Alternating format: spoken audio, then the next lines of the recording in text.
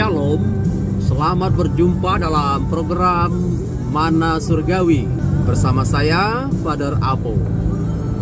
Hari ini kita akan melihat salah satu perikop di Injil Lukas pasal yang ke-12, yaitu hal kekhawatiran. Wejangan ini disampaikan oleh Yesus untuk memberi pengajaran khusus kepada para murid, agar para murid jangan selalu khawatir. Jadi dalam kehidupan ini, setiap kita pasti pernah mengalami kekhawatiran. Banyak hal menyebabkan kita merasa khawatir tentang pekerjaan, usaha, kesehatan yang mulai memburuk. Mungkin juga ada yang khawatir tentang perjodohan. Banyak hal menyebabkan kita khawatir. Kekhawatiran sendiri dalam arti tertentu diperlukan dalam hidup seseorang. Kekhawatiran menimbulkan motivasi, usaha. Misalnya, khawatir tentang keamanan rumah, maka seseorang selalu mengunci pintu, melarang anak-anak bermain api. Khawatir takut tidak mampu menyamai orang lain, seseorang berusaha dengan giat. Saya pernah menyaksikan orang yang sama sekali tidak khawatir apapun tentang kehidupannya. Sepertinya orang ini mungkin juga salah didik, terlalu dimanja oleh orang tua. Sepeninggal orang tua, dia tidak bisa mencari penghidupan sendiri, dan dia tidak pernah khawatir. Dia hanya berjalan ke sana kemari, tidak melakukan sesuatu apapun, dan sesuatu yang seperti tidak normal terjadi. Dia mulai merusak ventilasi, daun pintu, daun jendela, itu dibakar untuk memasak. Dia tidak memiliki kekhawatiran apapun tentang hidup. Jadi pembawaan dari suatu kehidupan yang tanpa kekhawatiran sama sekali itu menjadi tidak normal. Lalu mengapa Yesus melarang untuk khawatir? Malahan dengan nada yang lumayan keras, dia mengatakan, orang yang mempersoalkan makan, mempersoalkan minum, mempersoalkan apa yang hendak dipakai, itu adalah orang yang tidak mengenal Allah. Apa maksud Tuhan Yesus mengatakan demikian? Jadi dalam suatu kesempatan saya mengenali seseorang. Hal yang menggembirakan, dengan motor butut dia berangkat ke gereja setiap hari Minggu. Namun pada tahun kedua sudah jarang terlihat di gereja.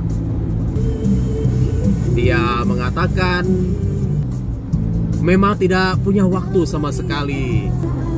Apalagi dengan suatu argumentasi, kalau saya tidak seperti itu, saya tidak dapat menyamai orang lain. Saya tidak mampu melunasi cicilan. Jadi alasan-alasan yang dibuat untuk perihal kekhawatiran ini kadang-kadang memang masuk akal, tapi itu semakin memenjarakan seseorang. Tidak memiliki hubungan yang akrab dengan keluarga dan anak-anak, masyarakat di sekitar, bahkan dengan Tuhan sendiri. Tidak punya waktu. Dulunya merasa perlu ke gereja, perlu mohon bantuan Tuhan dalam menjalani kehidupan. Sekarang hal itu tidak terjadi. Bapak, Ibu, saudara-saudari yang dikasihi Tuhan,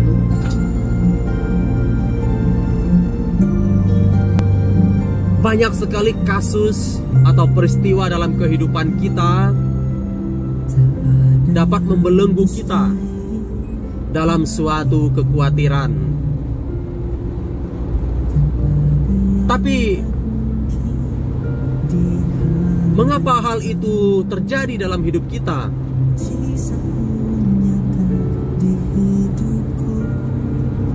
Dan mengapa Yesus melarang kita untuk berada dalam kekhawatiran yang demikian itu?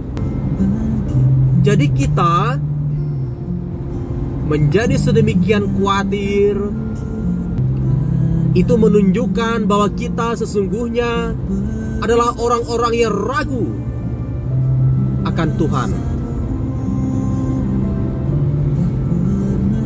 Kita memang bukan ateis. Kalau ditanya apakah percaya Tuhan, kita bilang percaya. Apakah percaya kitab suci? Kita bilang percaya. Tapi ketika kita masuk ke dalam pusaran kekhawatiran yang berlebihan, di mana itu menguasai seluruh hidup kita, kita sebenarnya orang yang meragukan Allah.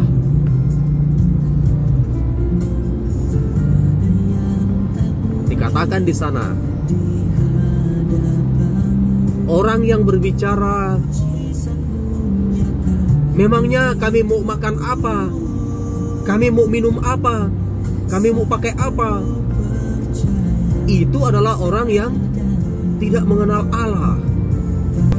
Lalu bagaimanakah sebaiknya? Di dalam bagian terakhir perikop ini, kita menemukan nasihat yang luar biasa tentang bagaimana kita menghadapi kehidupan. Carilah kerajaan Allah terlebih dahulu, maka semuanya akan ditambahkan kepadamu. Artinya apa? Jangan sampai kekhawatiran yang kita cari, tetapi justru dengan kekhawatiran yang ada, kita semakin bergantung kepada Tuhan. Yang membuat dia melarang kekhawatiran itu adalah karena kita mengutamakan kekhawatiran dengan segala rasionalisasinya dibandingkan kita mengutamakan kerajaan Allah. Allah menjadi nomor 2, sedangkan maunya Yesus adalah carilah kerajaan Allah lebih dahulu. Jadi kalau kita ingin memulai sesuatu hal, usaha, berdoa dulu di sana. Mulai dengan doa. Beritahu hal itu kepada Tuhan dalam doa kita.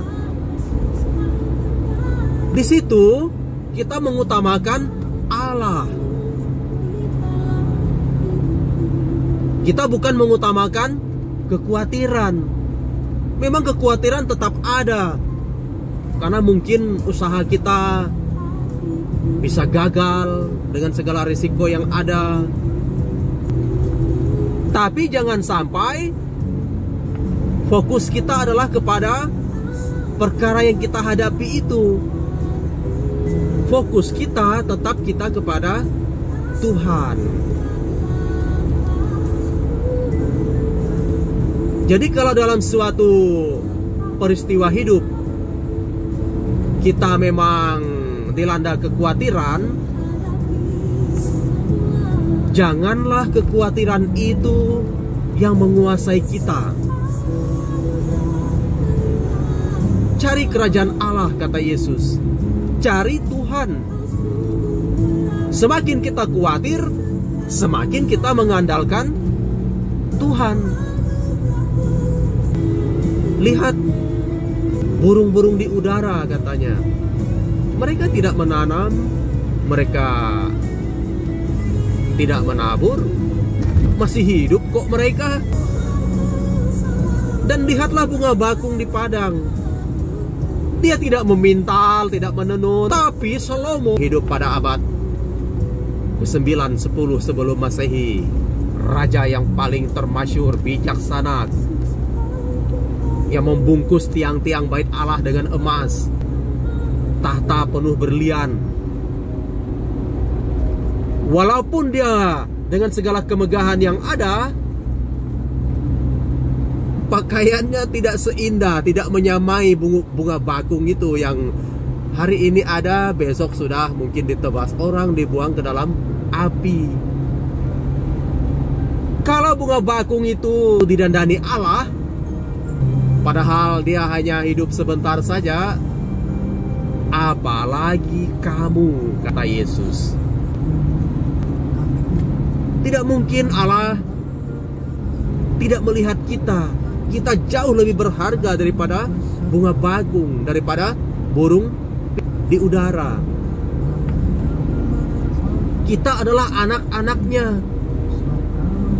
Mereka hanya ciptaan biasa. Tetapi carilah kerajaan Allah terlebih dahulu, maka semuanya akan ditambahkan kepadamu. Jadi berkat akan mengikuti kita